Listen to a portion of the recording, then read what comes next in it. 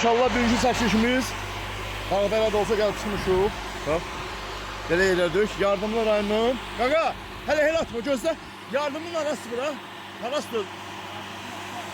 Nə kəndi? Dostlar kəndi. Yardımlı rayonu Dostlar kəndi. Tabi eşitmə.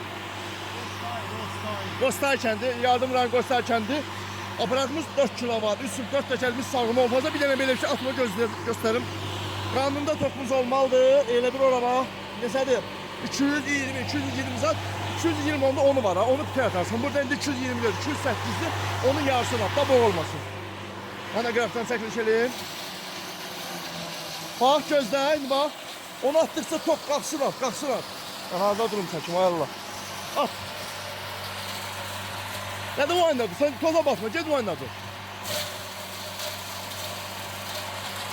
4 kilovat, üstüne vurup 4 təkərimiz sarığı. Topumuz zərfozda qəşəng işdir, işləmir. Bax. Üstüne koyduğumuz inəqələrdir.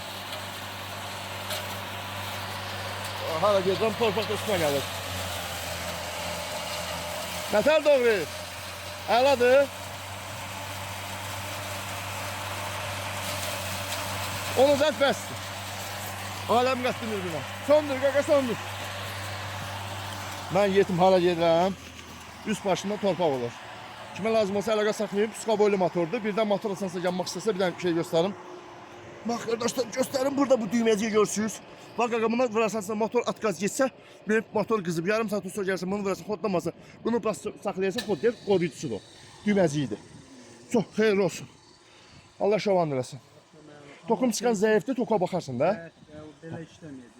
Ha, tokuğa baxarsan. Güclü vaxtları ola bilər, səhəriyə günorta axşam güclü vaxtları olacaq da, güc qoşarsan, ya bir də nemka qoşarsan.